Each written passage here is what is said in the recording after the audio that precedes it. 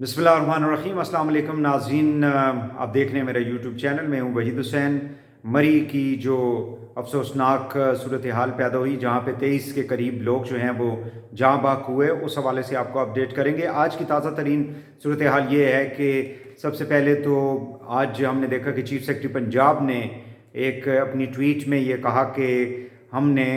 यानी मरी जाने के तमाम रास्ते जो हैं उनको सील कर दिए, क्योंकि अभी तक सूरत हाल जो है वो बेहतर नहीं हुई है और सूरत हाल गमगीर है, सूरत हाल ख़तरनाक है। वहाँ पे ट्रैवल करना ठीक नहीं होगा, क्योंकि जो बर्फ़बारी पहले हुई थी, गो के बर्फ़बारी या बारिश वगैरह तो अभी नहीं हो रही है, आज भी मौसम क्लियर था, लेकिन उसके ऊपर आपको मालूम है कि बर्फ़ जो है वो अभी तक पिघली नहीं है, रोड जो हैं वो साफ़ नहीं हो सके हैं पूरी तरह से। तमाम शाराएँ जो हैं जो सड़कें मरी की तरफ जाती हैं, चाहे वो गलियात से आती हैं या इस्लामाबाद रावलपिंडी से जो जाती हैं या बाकी जितने भी इलाकों से मरी की जानिब जो रास्ता जाता है, ख़ासकर मरी शहर की तरफ, वो रास्ते अभी तक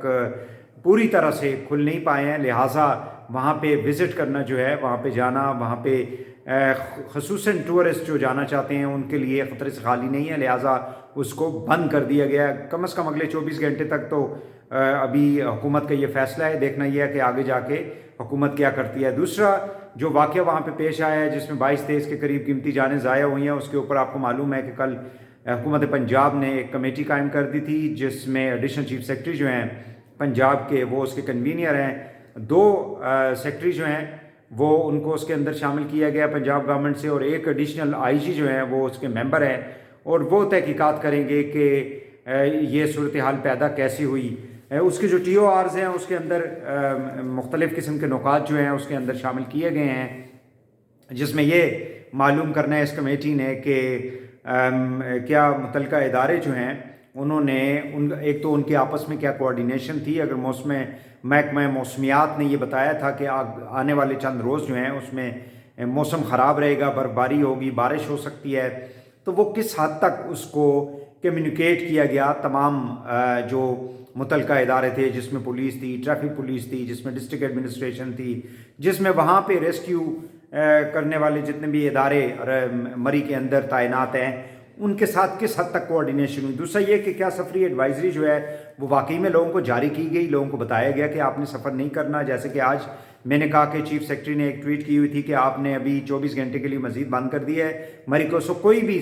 सयाह जो है वो वहाँ पे नहीं ट्रैवल कर सकता। क्या लोगों को वार्निंग दी गई थी कि आप मरी जो है वो न जाएं इस ऐसी सूरत हाल के अंदर? क्या लोगों को और ट्रैफिक की रवानी के लिए मनसूबा बंदी की गई थी? अगर एक बड़ी तादाद में वहाँ पे लोग जो हैं या सयाह जो हैं वहाँ पहुँच जाते हैं, तो उनको किस तरह से चैनलाइज आपने करना है, किस तरह से रेगुलराइज करना है, किस तरह से उनकी जो नकलो हरकत है रोडों के ऊपर, पार्किंग उनकी, ये सारे मामलात किस तरह से क्या देखे गए थे? मनसूबाबंदी इसके ऊपर प्लानिंग की गई थी डिस्ट्रिक्ट मैनेजमेंट की जानब से या मुतलका इदारों की जानब से, या नहीं की गई थी? क्या कोई मनसूबाबंदी ही नहीं थी? अगर कोई थी एमरजेंसी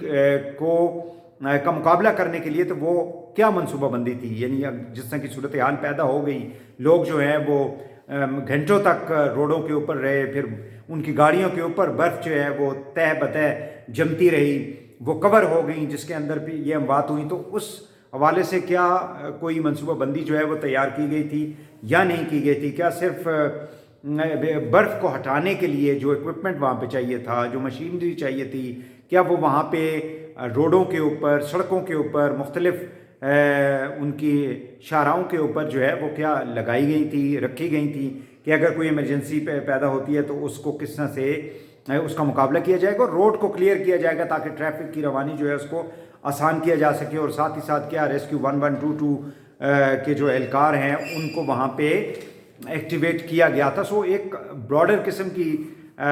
वो जो TORs हैं वो आपको दिखाई देते हैं, लेकिन इसमें सवाल ये पैदा होता है कि कोताही जो है वो डिस्ट्रिक्ट मैनेजमेंट की जानिब से है, ज़िले इंतज़ामिया की जानिब से है। वहाँ पे जो लोग तैनात हैं, मुख्तलिफ़ इदारों के लोग जो हैं, मुख्तलिफ़ इदारे जो हैं, उनकी जो इंक्वायरी है अगर आपने एडिशनल चीफ सेक्रेटरी को दे दी, और 2 रोज़ कबल, कल शायद या उससे 1 रोज़ कबल जो है वो हमने देखा कि चीफ सेक्रेटरी AC की तारीफ़ कर रहे हैं, उनको जो है वो उनकी तारीफ़ कर रहे हैं कि आपने बड़े अच्छे जो है इंतज़ामात किए اور دوسری جانب جو ہے 22-23 لوگوں کی جانیں چلی گئیں. تو اس تناظر میں آپ کیسے یہ کہہ سکتے ہیں کہ بیوروکریسی جو ہے اپنے بیوروکریٹس کی انویسٹیگیشن جو ہے وہ فیئر کریں گے، یعنی انصاف پہ مبنی ہوگی، اس کے اندر کسی قسم کی جو ہے وہ پارٹیزن نہیں ہوگی، کوئی کسی قسم کی جو ہے کسی کو فیور نہیں دیا جائے گا. سو یہ جو کمیٹی بنائی گئی ہے بنیادی طور پہ یہ کمیٹی شاید سیٹسفیکٹری قسم کی ریکمنڈیشن نہ دے سکے، اور نہ ہی وہ کسی ادارے کے اوپر جو ہے وہ ذمہ داری ڈال سکیں کہ یہ پولیس کی ذمہ داری تھی، اے سی کی ذمہ داری تھی، ڈپٹی کمشنر کی ذمہ داری تھی، کمشنر کی ذمہ داری تھی، یا باقی جتنے بھی ادارے اس کے اندر شامل تھے یا لوگ یا آفیسرز شامل تھے ان کی ذمہ داری تھی کہ وہ ڈٹرمن کرتے کہ یہ صورتحال کو کیسے قابو میں لایا جا سکتا تھا یا ایمرجنسی کو کیسے جو ہے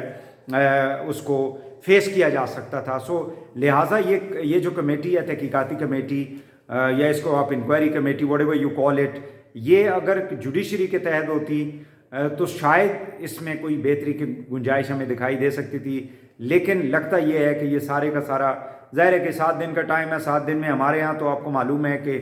48 گھنٹے کے بعد جو ہے وہ لوگ سب کچھ بھول جاتے ہیں. اس ملک کے اندر آئے دن کچھ نہ کچھ ہوتا رہتا ہے، نئی خبریں آ جاتی ہیں، نئے ایشوز آ جاتے ہیں، نئے چیلنجز آ جاتے ہیں. لہٰذا 7 دن کے اندر اگر کوئی انکوائری کمیٹی کی رپورٹ آ بھی گئی تو آپ کو پتہ ہے اس ملک کے اندر کمیشنز اور کمیٹیاں تبھی بنائی جاتی ہیں جب آپ کسی بھی کام کے اوپر مٹی ڈالنا چاہتے ہیں، اس کو بند کرنا چاہتے ہیں، اس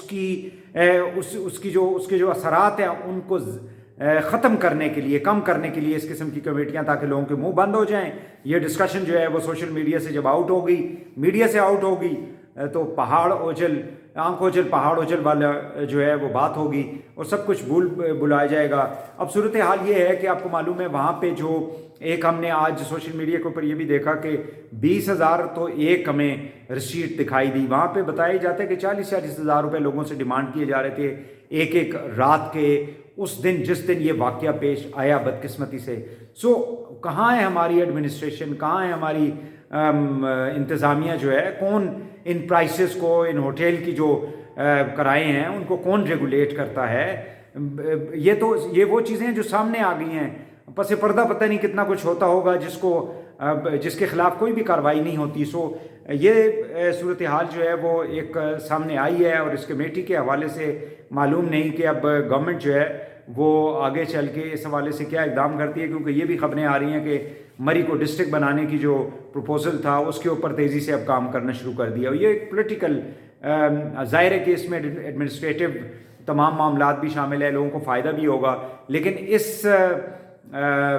آنے سے فائدہ اٹھاتے ہوئے اگر کوئی پولیٹیکل مائلیج اگر کوئی لینے کی کوشش کر رہا ہے تو یہ بھی ایک افسوسناک عمل ہوگا. خصوصاً یہ گورنمنٹ اور وہاں کے جو الیکٹڈ لوگ ہیں وہ اگر اس قسم کی کوئی وہ بینیفٹ لینا چاہتے ہیں. لیکن اگر ڈسٹرکٹ بنایا جاتا ہے اس کو مری کو تو اس میں کوئی مذاق نہیں. لیکن پاکستان کے اندر کتنے اضلاع ہیں جہاں پہ اس قسم کی وائلیشنز ہوتی ہیں، یہ سارا کچھ ہوتا ہے. اگر یہ ڈسٹرکٹ بھی بن جائے گا تو کیا یہ جو معاملات ہوئے ہیں اس کو آپ مستقبل میں قابو کر پائیں گے جب تک کہ آپ کے ادارے جو ہیں وہ افیکٹو طریقے سے کام نہ کریں. دوسرا جو امپورٹنٹ اس وقت صورتحال ہے ملک کے اندر وہ اگر آپ دیکھیں تو ہماری جو اس وقت منی بجٹ کے حوالے سے باتیں کی جا رہی ہیں، اور اپوزیشن کی جو جماعتیں ہیں خاص کر پیپلز پارٹی PMLN جو ہے وہ میٹنگز پہ میٹنگز کر رہی ہے کہ ہم اس کو روکیں گے. وہ کیسے روک پائیں گے؟ آج فائنینس کے اسٹینڈنگ کمیٹی کا اجلاس بھی ہوا اور اس کے اندر شوکت ترین صاحب نے یہ کہا ہے جی کہ ہمارے جو اسٹیٹ بینک ہے اس کی جو خود مختاری ہے وہ ختم نہیں ہوگی. وہاں پہ گورنمنٹ جو ہے وہ تمام ڈائریکٹرز کو تعینات کرے گی، لیکن چونکہ یہ IMF کی ایک ڈیمانڈ ہے اور کہا یہ جاتا ہے کہ اسٹیٹ بینک کے اوپر جو گورنمنٹ کی اگر کوئی چیک بھی ہے تو وہ ختم ہو جائے گا. اور پچھلے کئی روز سے ہم دیکھ رہے ہیں کہ جو بینکنگ کا سسٹم ہے، ڈیجیٹلائزیشن کی جو بات کی جاتی ہے، ATMs مشینیں جو ہے وہ کام نہیں کرتی ہیں، وہاں پہ لوگوں کو تکلیف ہوتی ہے. یہ چونکہ ریگولیٹر ہے اسٹیٹ بینک، تو اسٹیٹ بینک کو چاہیے کہ وہ ریگولیٹ کرے چیزوں کو، بٹ انفارچونیٹلی ہمارے ہاں جو ہے وہ جس کا جو کام ہے وہ نہیں کرتا اور وہ پاس آن کر دیتا ہے ذمہ داری دوسرے کے اوپر. اسٹیٹ بینک جو ہے جو اس کا کام تھا بنیادی طور پہ وہ اس نے آج تک نہیں کیا. اور اب رضا باکر صاحب جو ہیں وہ IMF سے آئے ہوئے ہیں اور معلوم نہیں ہے کہ ان کا ایجنڈا کیا ہے، اور وہ اسٹیٹ بینک کو کس جانب لے کے جانا چاہتے ہیں۔ ناظرین، ہمارا جو فیس بک پیج ہے اس کو آپ ضرور لائک کریں، اور ہمارا جو یوٹیوب چینل ہے اس کو سبسکرائب کریں، اور اپنے ویوز بھی ہم سے ضرور شیئر کریں۔